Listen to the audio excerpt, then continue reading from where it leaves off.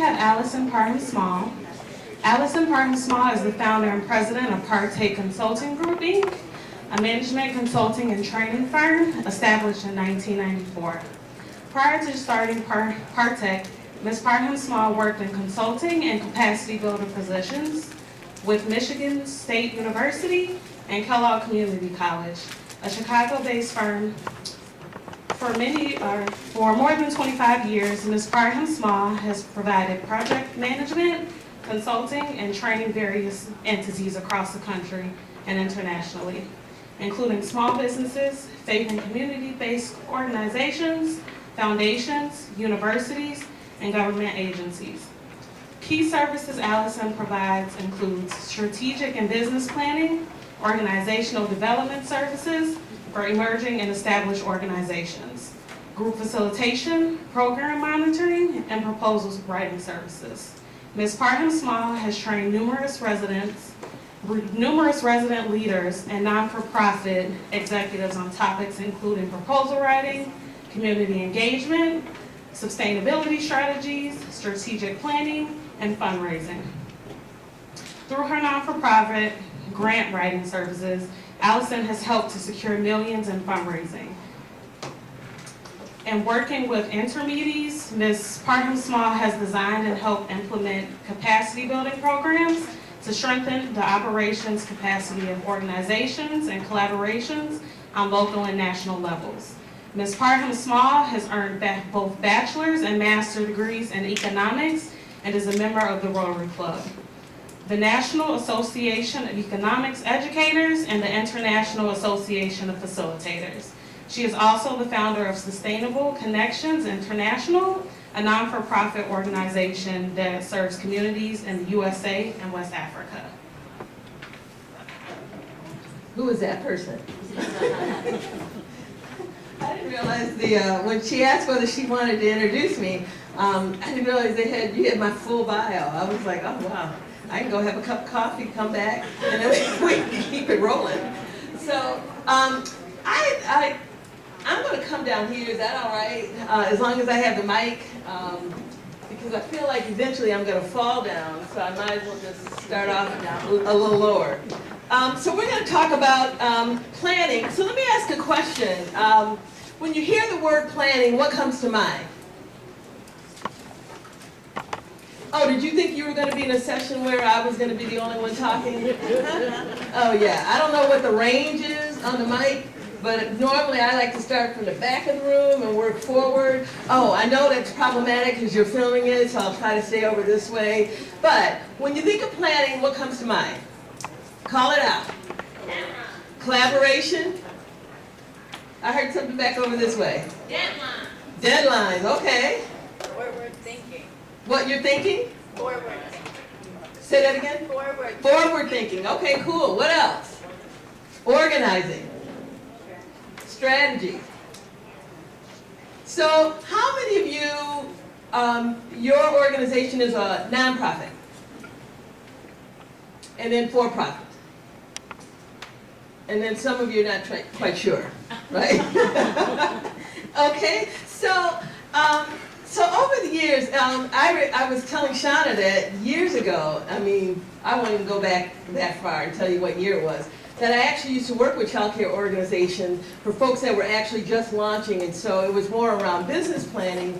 But over the years, I realized that strategic planning is one of those where oftentimes people don't do it until someone tells them to do it.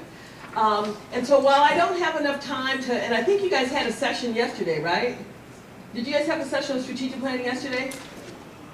No, it was done a couple weeks ago. A couple weeks ago, okay. Does everybody remember what was covered? No.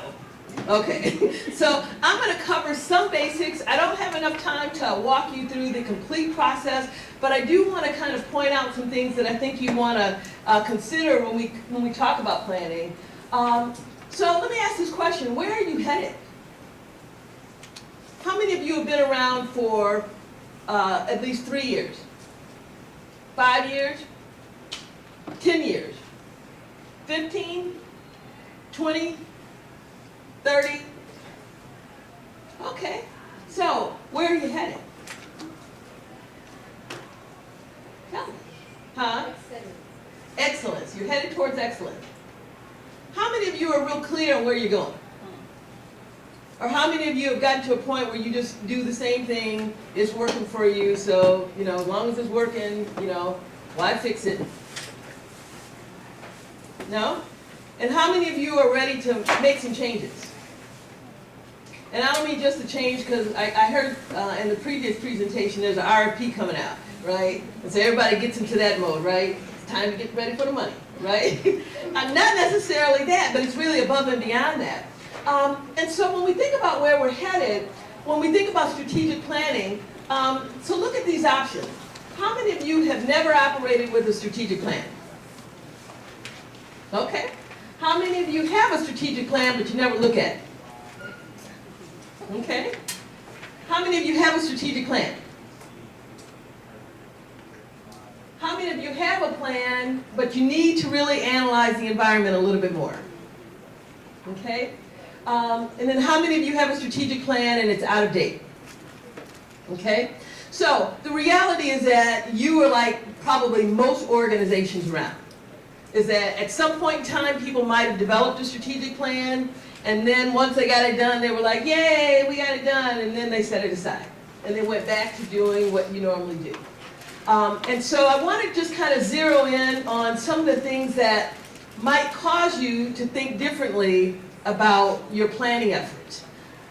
The landscape is changing, isn't it? How many of you have found that there are some changes relative to government funding? Does that impact you in some way? Yes. Demographics in your community, Yes. right? Increase or decrease in competitors. Yes. Cost of operations, Yes. big time, right? The quality of the workforce pool. Hello. And then there's some additional requirements to be able to operate, right? What else is changing for you? Beyond what I have up there, what else is changing? Because that's not the complete list. The type of services that need to be provided. The type of services that need to be provided. What else? The knowledge of the importance of what we do. Yes, the knowledge of the importance of what you do. And yes, 4-year-olds are going to be going to CPS.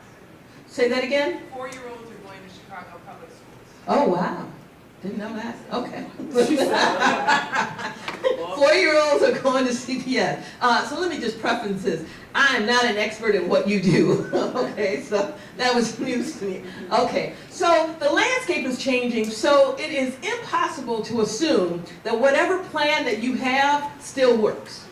Okay? And the one thing about strategic planning is that people feel like, well, let me go through it, and then once it's done, I don't have to come back to it for at least a good 5 years. But the environment that we live in is changing so radically that at a minimum, you are doing yourself a disservice if you, A, are not looking at it, and you're probably not looking at it is because of how it was done. And that it just looks like a document that has a lot of text, and who wants to keep reading it over and over and over again, and maybe there wasn't an action plan that was connected to it, so it's just something pretty that's sitting on a file on your computer that you might bring out periodically, is how most organizations kind of view it. But the reality is that we have to kind of think about how we respond to these changes in our environment. And so oftentimes when people, you know, like if I'm teaching a class around strategic planning, and people are like, oh my goodness, it's so painful. I mean, for some reason they equate strategic planning with pain. I don't know why, but maybe it's because the process kind of drags on and on, or people can't see the connection between what it is that you're thinking about as part of the planning and then how you turn it into action. But I would suggest to you that strategic planning is painful, is boring, is useless if we are not being strategic thinkers, okay? Or if you had the resources, you hired a consultant to come in and say, you know, hey, can you help us put our strategic plan together? And basically the consultant wrote your plan, right? And as a result, it looks pretty. It really does. And so if anybody ever says, do you have a strategic plan? And you'll just go and you'll pull it out and you'll say, look, see, we have a strategic plan. It looks really nice, but you're not looking at it. because you weren't vested in it. Somebody else was vested in it and writing it. But what I want us to think about is, are we strategic thinkers? You see, you can't do planning without being a strategic thinker, because otherwise you're just going through the motions on some stuff that's not really going to get you anywhere.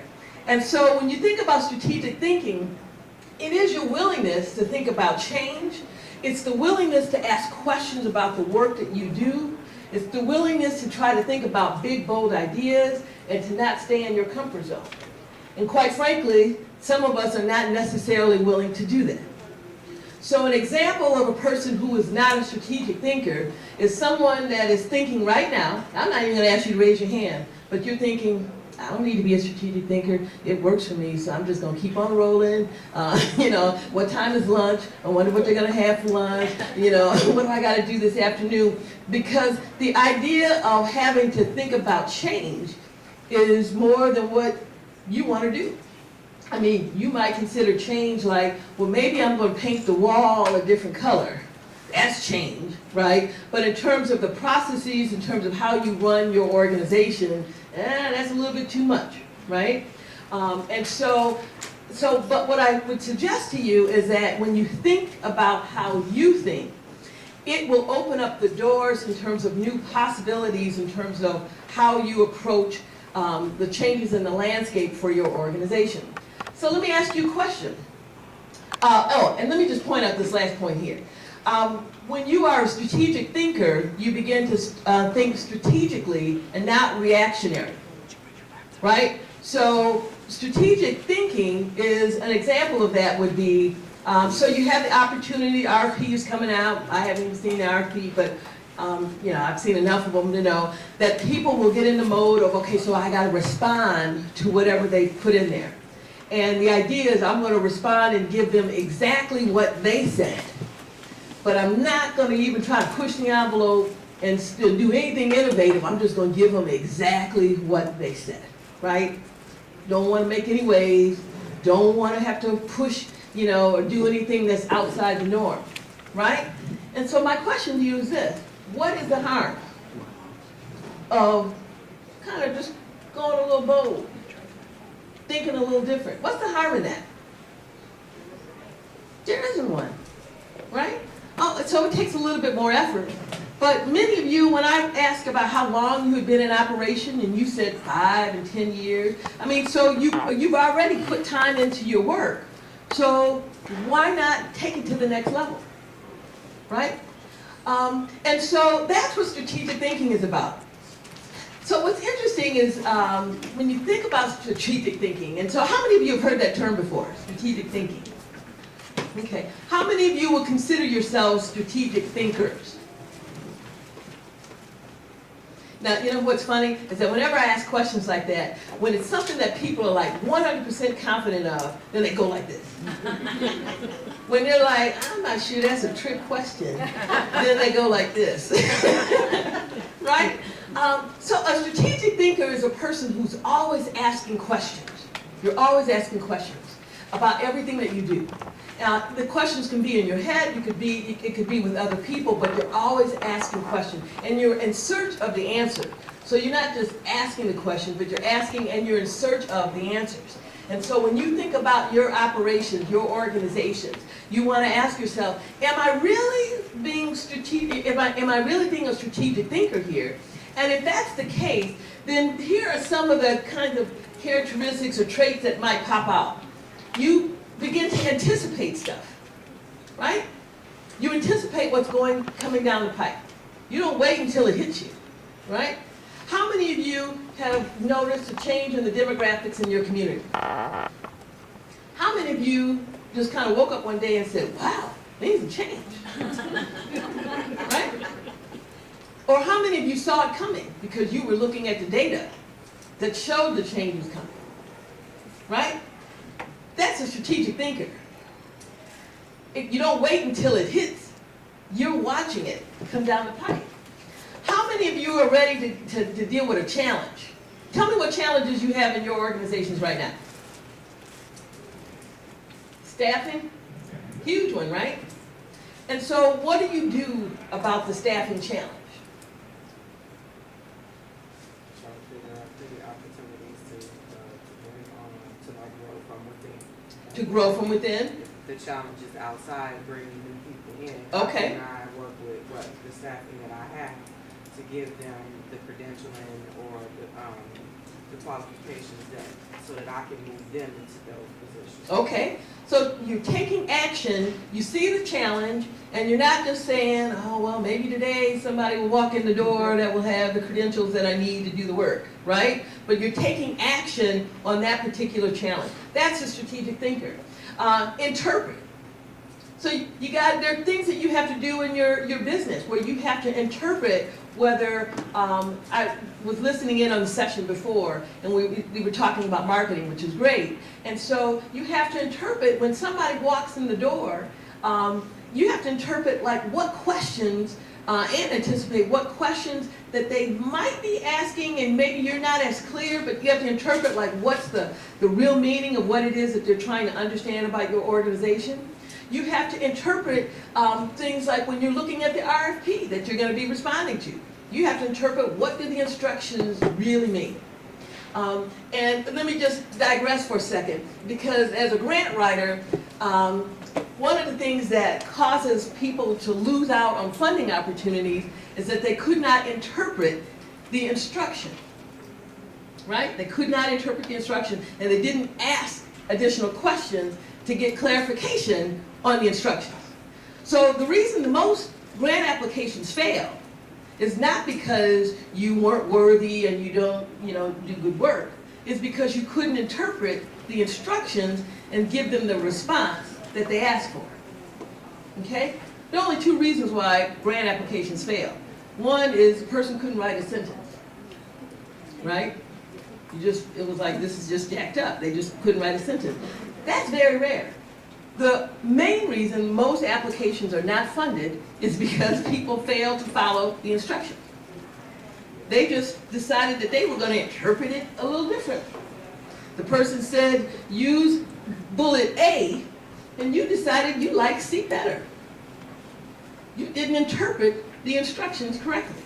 So interpret is also part of strategic thinking. Then you have to be able to decide, you have to align when what you're looking at is happening in your community, and then ultimately you have to be committed to learn.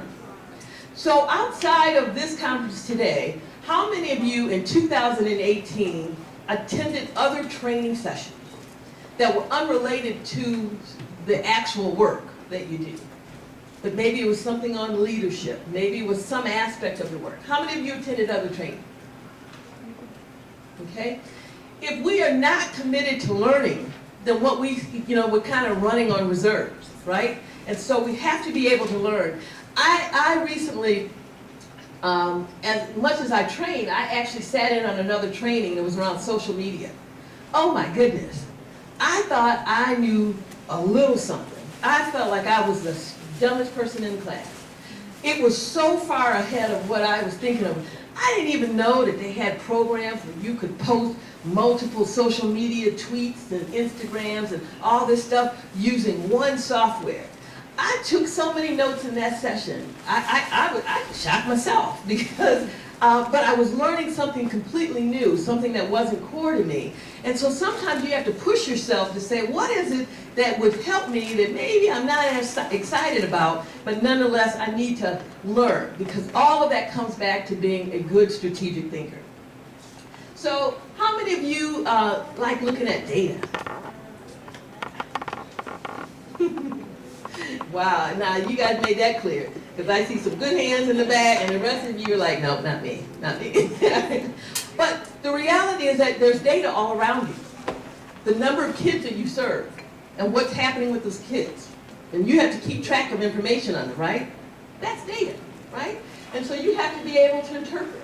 What would you say if all of a sudden, within the next 2 months, you noticed at least 50% of the families were pulling out of your program? What would that say to you? There's a problem, right? Or how many of you would say, oh, I didn't like them anyways, I'll get somebody else? Right? That's data.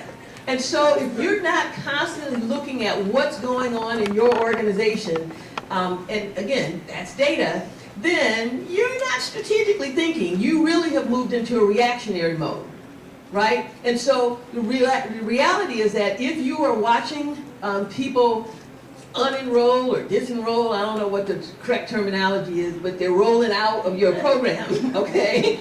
Then the question is, why, right? And if you're not asking the why question, then you've moved into reactionary, and then you're not strategic thinking.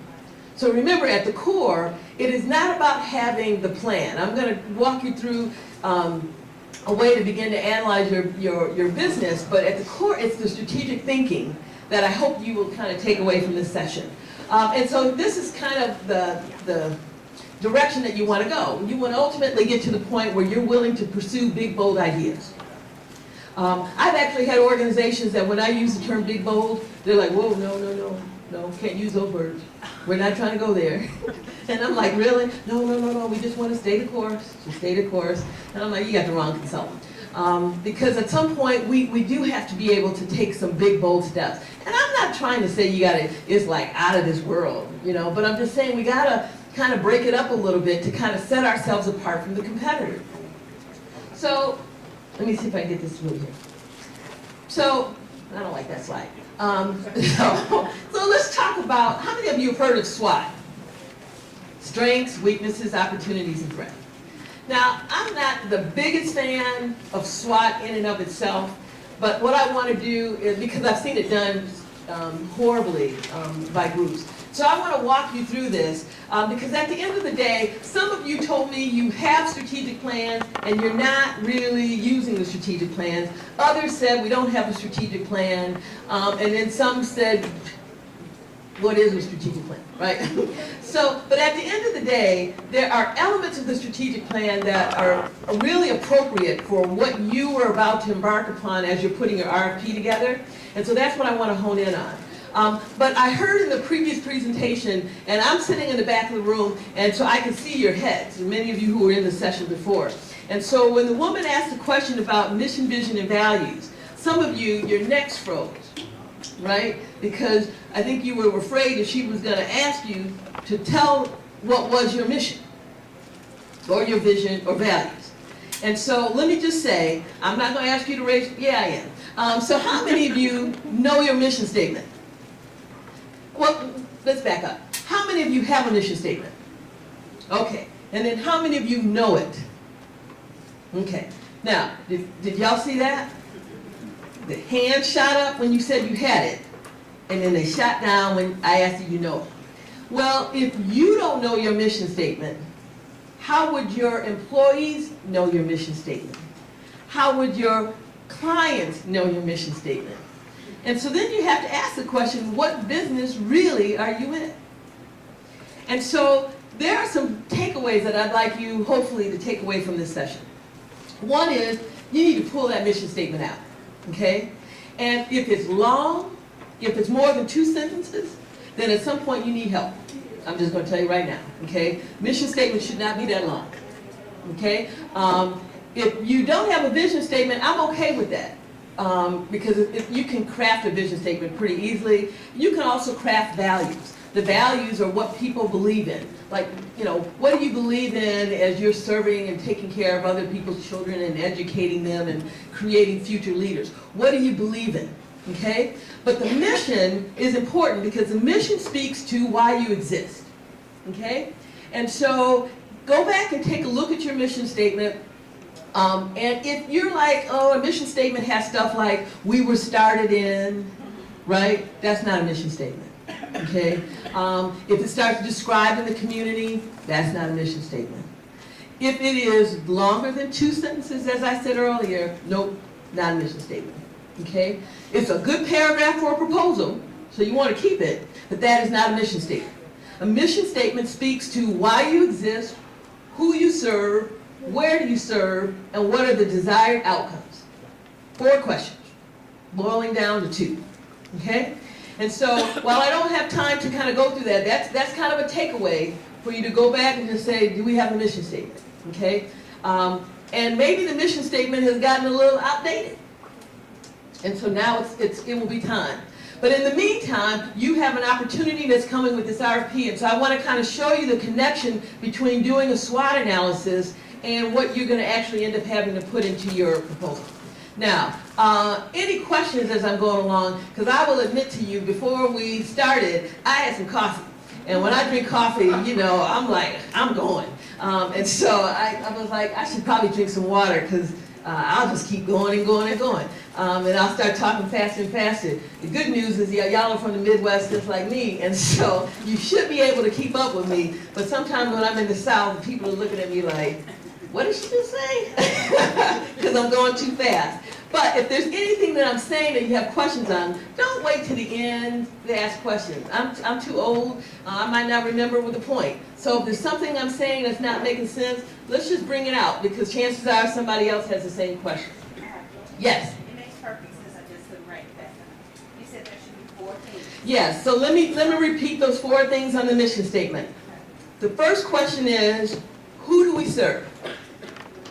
Okay? Where do we serve? What do we offer? And what are our desired outcomes? An outcome is about whoever you're working with or you're helping, what should be different about them as a result of them participating in your programs and services. Okay? So 4 questions, you should be able to answer it in 2 statements. Your mission statement does not need to start with the mission of our organization. No, not necessarily. You just added on some words that weren't necessary. So you could, if it helps you to do that, the mission of our organization is to blank, blank, blank, blank, and then you take the other part away. Okay? But, you know, the mission is to educate and nurture, you know, future leaders of tomorrow in, you know, XYZ neighborhood. Something along those lines. It is not a tagline. I was looking online once and somebody wrote, oh, you know, Nike has a great mission statement. Just do it. I'm like, well, they were an idiot. That is not a mission statement. That would be a tagline. And clearly whoever was supposed to be the expert didn't even know that that wasn't a mission statement. So if yours sounds like a tagline, just do it, get with it, you know, something like a cheer, no, that's not a mission statement. It should be something that should roll right off your tongue, and so that when you're talking to people, you should be able to say, yeah, you know, our organization, we strive to help children excel and reach their full potential in, you know, XYZ and, you know, XYZ community. That's it. Doesn't have to be longer than that. It also is not going to list every program and service you offer. Okay? So if it's going on and on with a bunch of commas, too long. Think about it in terms of the buckets. So it could be, you know, so when you think about your work, what are the core buckets of your work? How would you describe your work? Huh? Inspiring. Right, but when you think about the work, like, so a child comes to you, what will that child receive? Education? Nurturing? What else? Anything else? Doesn't necessarily have to be. I heard something else. Safe environment. Yes, safe environment is probably a good, in your field, is probably, you know, 2 words. Improving the quality of your life. Oh my goodness, if I hear that one more time. People put that in like, oh wow, improve the quality of your life. Yeah, no, not necessary. And in fact, there are certain words that you can tell the age of the person. You can tell the age, right? And the only reason I can say this is because I'm so old that I've been through the generation. I can tell words that came out of the 70s, the 80s, the 90s, and the 2000s, right? So the 70s, it was all about empowerment, right? I can't remember where quality of life came in. It was either the 80s or the 90s. I literally, when I teach a grant writing class, I have a whole list of words that I just suggest people not include in their proposals. Because if there are people like me, they're like, oh my goodness, that's so outdated, you know? So the new word in the 2000s is onboarding. Have you guys heard that? And I'm like, onboarding, really? We used to call it intake. Now it's onboarding. you know, or we used to say orientation, but it's onboarding. I'm like, okay, whatever, so I'm gonna onboard, whatever. But you wanna be mindful of the words, okay? But anyway, so let me get back to the SWOT. So the thing about SWOT is that you could actually do this if you took a couple of hours out of the day, okay? You have to bring your whole team together, and you have to be open to the fact that there are going to be some things that are said that are not necessarily going to be the most positive things about your organization, and that's where people stop, right? And so here's how I've seen people do this. So the strengths, let me just kind of show you this. They're internal. So strengths, weaknesses, opportunities, and threats are divided.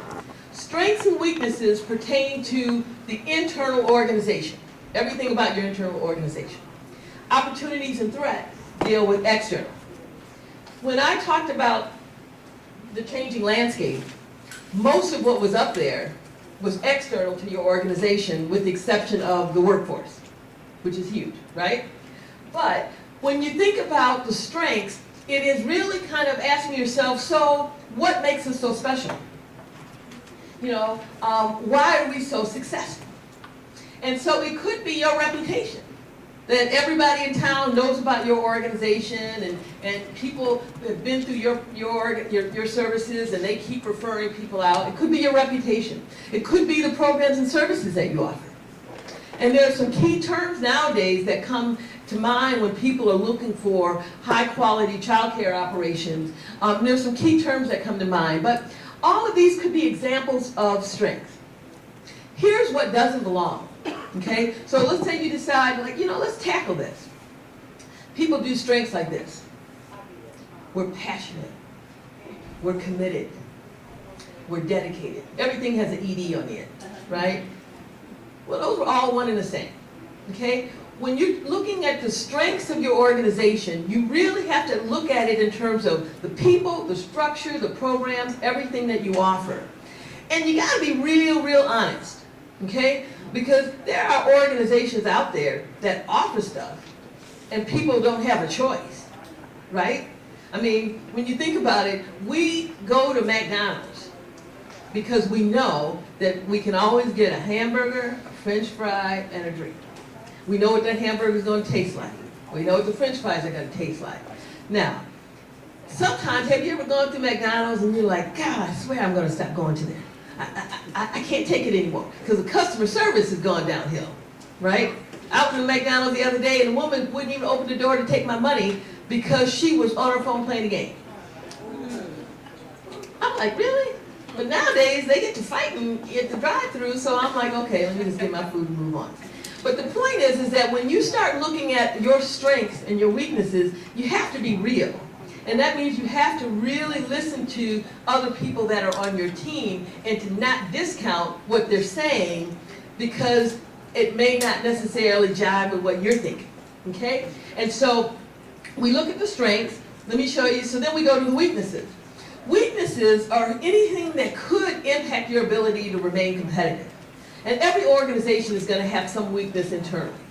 One right off the bat might be your workforce. That might be a weakness. If you're not able to hire the number or the caliber of individuals, that's a weakness. Now, I love the idea that when I raised that point, you started talking about strategies to how to overcome it. The key is that when you're doing a SWOT analysis, you're not trying to solve the problem right then and there. You're just trying to do a brain dump of, hey, what are we proud about? And what are some of our challenges? So let me ask you a question. Why would this section be significant in your responding to the grant opportunity coming up? Let's assume we take your organization and let's say you came up with these are the things that you're most proud about and that are the strengths of the organization. Where might this show up in your application? Uh-huh. Probably everywhere because we probably show that we're gonna make very good use of it. Yes. Yes. But if there was a succinct section of a proposal, where might that be? Huh? Up front. So, and and I haven't even seen this RFP, but oftentimes they'll say, describe your organization, right?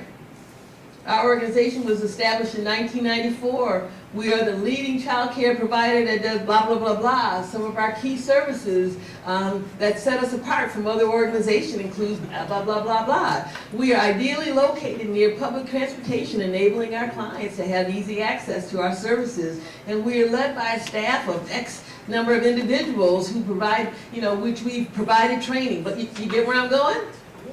So if you are doing this correctly, this becomes the text for your application.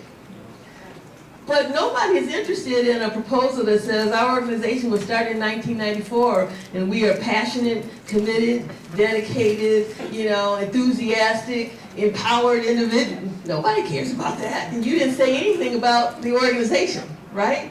So it's this part that actually ties to your application. So then when we get to the weaknesses, so then you can turn a weakness into a strength by being able to say things like, and sometimes applications will do this. They'll say, well, what are some of your challenges? Now, we know that's a trick question, right? Because you can't really say, we got a horrible staff, you can't say those kinds of things. But whenever you're responding to a question like that, it's now saying, well, through our SWOT analysis, we determined that some of our weaknesses that we're currently striving to address include limited skills among staff. However, we recently implemented, a comprehensive program to update the skills of our staff and to onboard any new employees going forward, right? So it's when we identify the weaknesses, then we also can talk about how we're going to respond to those weaknesses, okay? And so again, if you're doing it with your entire staff, let me be clear, if you're thinking like you can go in a room and do this by yourself and that it's comprehensive, you're just wasting some time here, okay? It really takes the collective because people see things that you don't necessarily see. And so you're gonna literally, be honest about, so what are some of our challenges, right? It could be something like someone might say, we need to replace the carpeting. Carpeting's been there for 20 years, we need to replace the carpeting.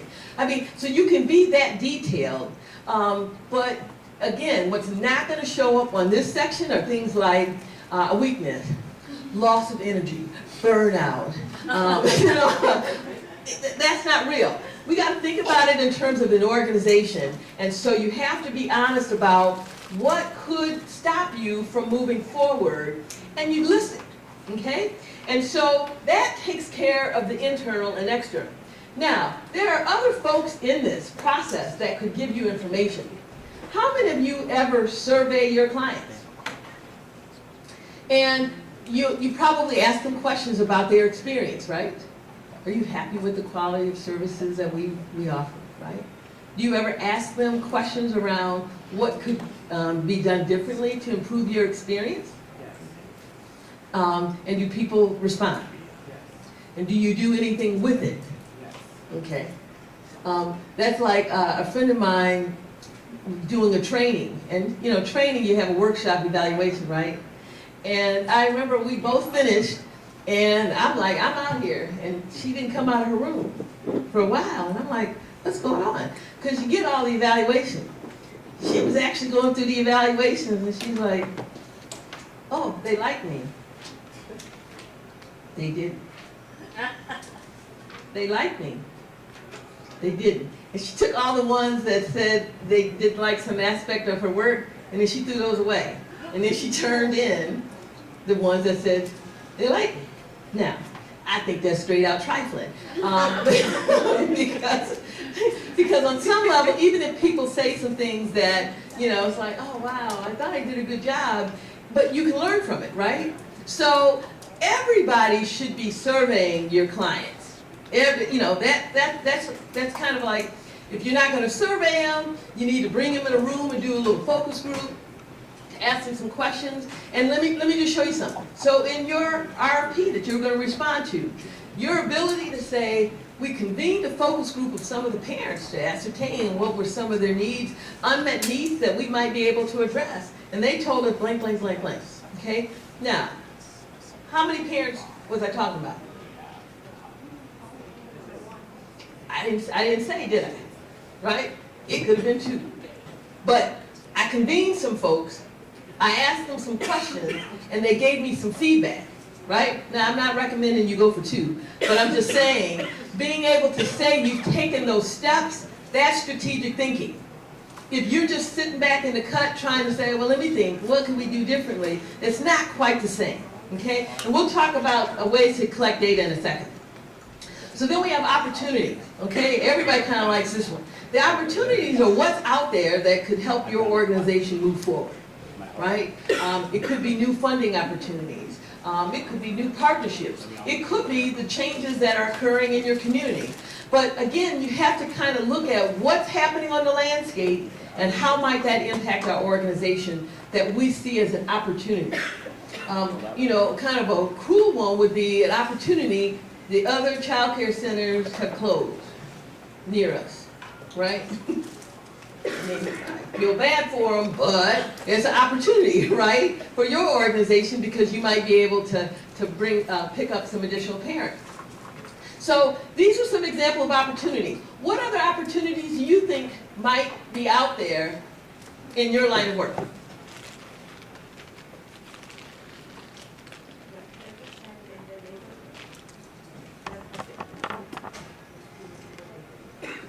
So every child in the neighborhood has the opportunity to be enrolled in early childhood. Yes. What other opportunities are out there for your organization? As you're looking right now, if you're like doing a mental scan of your organization, what other opportunities are out there? Professional development. Professional development. Yeah. Because professional development actually solves what other issue? Staffing. Right? So if somebody's offering a workshop or you've now made that commitment, it ultimately is going to help you guys in the long run. When we look at threats, threats are things that are going to impact your organization and not necessarily in a good way. Okay? And so I have some examples. Changes in funding sources. How many of you are about 100% reliant upon government funding? Okay? How many of you, I think I asked this question earlier, but you're seeing some changes in your client demographics? Okay? Are there new competitors popping up? CPS. Huge one, right? Huge one. Political leadership. Well, there was just election, so.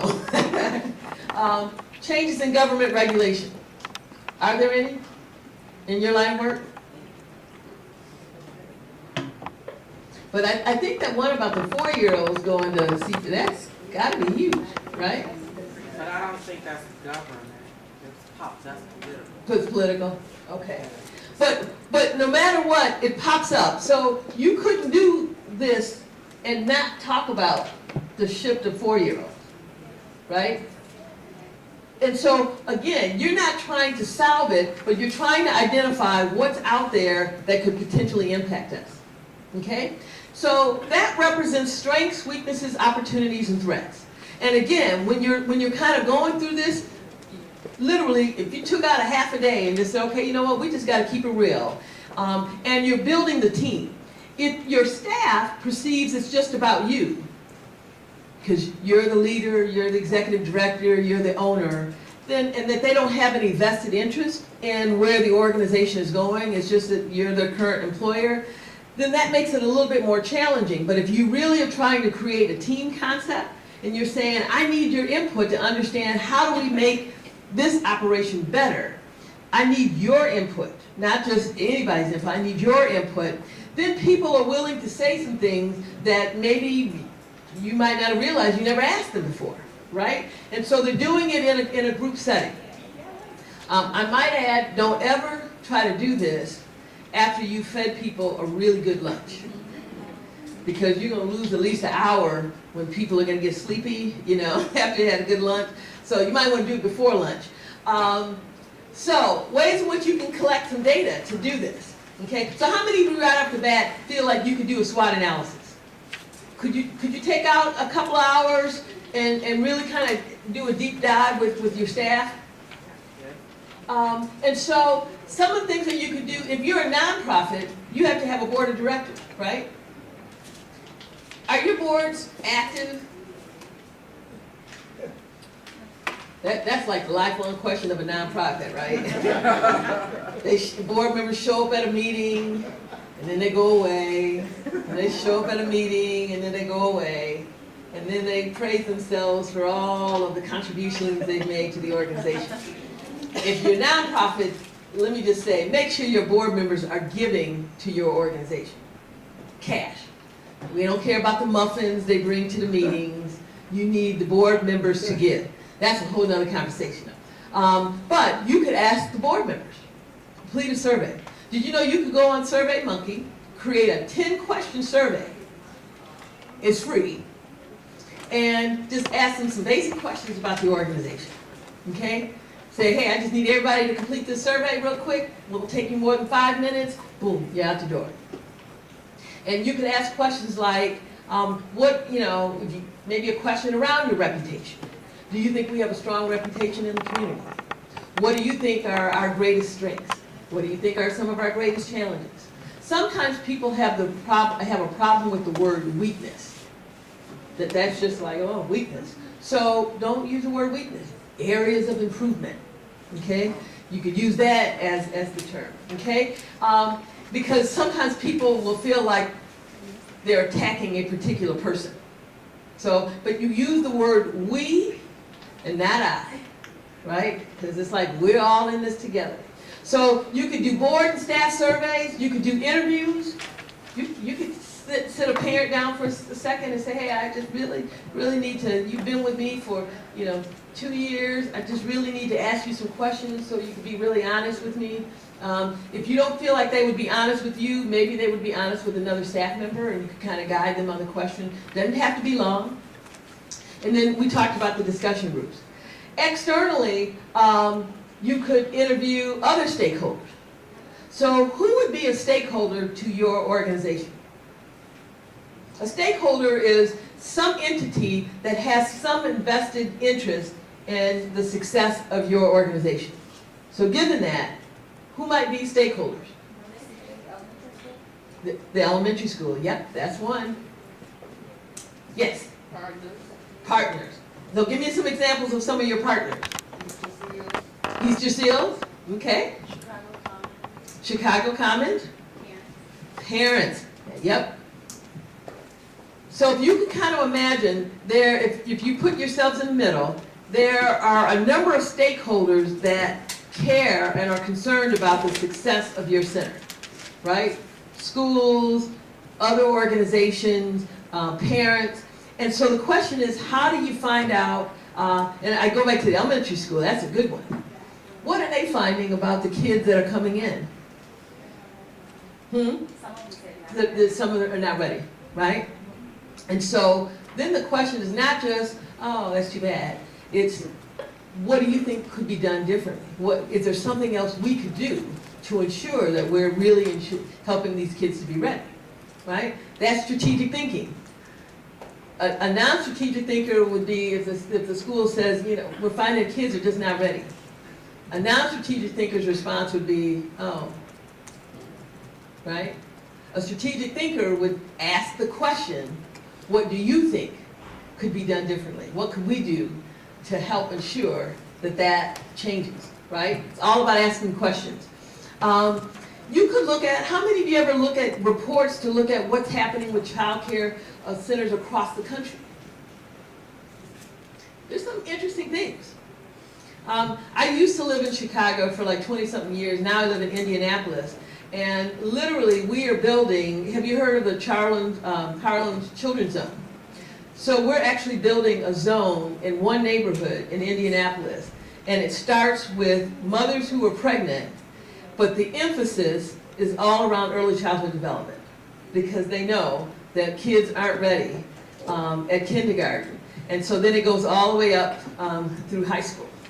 And it was amazing the number of partners that were like, oh, we want to be a part of this. Because everybody realized that they were trying to do their own thing and it wasn't working. Even the schools were trying to do their own thing and kids were still struggling. And so now everybody is signed on to this zone concept that there will be this continuum and we will track these kids from the time they come out of the womb all the way through past high school. But looking at other reports, and the idea came from looking at what was happening around the country, right? And so maybe there are some other networks in your community that you need to be a part of as part of your research, right? And then other discussion groups. So these are ways in which you kind of get the data. And then I'm not going to read these because I think you guys had the handout, right? And so you'll see we have more questions, right? Because strategic thinking is all about questions. So here's some of the questions that you want to think about when you're gathering up all this information. And so if you were able to go through kind of a SWOT in about 15 minutes, then there was no real substance there, okay? And again, you have to set some ground rules for how it's done. And one of the ground rules is that you don't defend what people identify. So if someone is identifying something that they see as a weakness, no one can come back and say, well, no, I don't agree, blah, blah, blah. No, it goes up on the list, okay? That's how you get people engaged. And if normally what will happen is people will go all day long with all the strengths. And again, if you see the pattern that people are using words that have ED on end, then we'll just strike those words, okay? It's got to be something that's around your management, your structure, your programs and services, your connection to families, your communities. All of that has to be connected, okay? So we're going to analyze data to kind of ask these questions about what we should do differently. Are there any questions up on this list that stand out to you? Or any questions on this list that you've asked before?